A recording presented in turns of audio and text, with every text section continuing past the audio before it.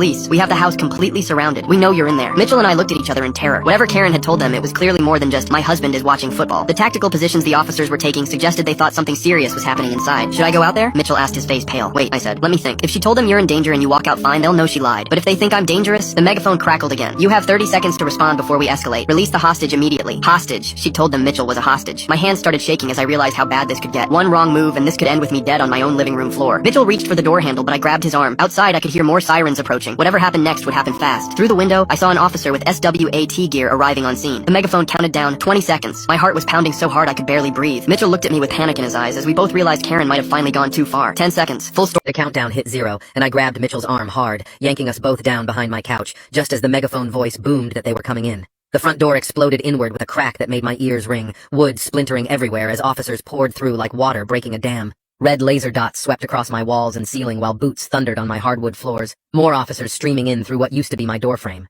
They were screaming commands all at once, telling us to show our hands, get on the ground, don't move, all of it mixing into this wall of noise that made thinking impossible. Mitchell and I hit the floor face first, arms stretched out wide while rifle barrels pointed at us from every direction. My cheek pressed against the cold wood, and I could see dust bunnies under my entertainment center that I'd missed while cleaning. Such a stupid thing to notice while cops had guns on me. More boots kept coming, officers calling out clear, as they swept through my kitchen, my hallway, checking every closet and room like they expected to find bodies or bombs. Someone's knee pressed into my back while hands patted me down for weapons, pulling my phone and wallet from my pockets before zip-tying my wrists behind me so tight, the plastic bit into my skin. Mitchell grunted next to me as they did the same to him, both of us lying there like criminals while my house got torn apart by what looked like half the police force. I managed to turn my head enough to tell the officer kneeling on me that I was the homeowner, and this was all a huge mistake. But he just said they were following protocol for a reported hostage situation, and to stay still. After what felt like forever, but was probably 10 minutes, they finally let us sit up against the wall, though they kept us about 6 feet apart with an officer standing between us. The lead officer grabbed his radio and reported the scene was secure with 2 males in custody and no weapons found,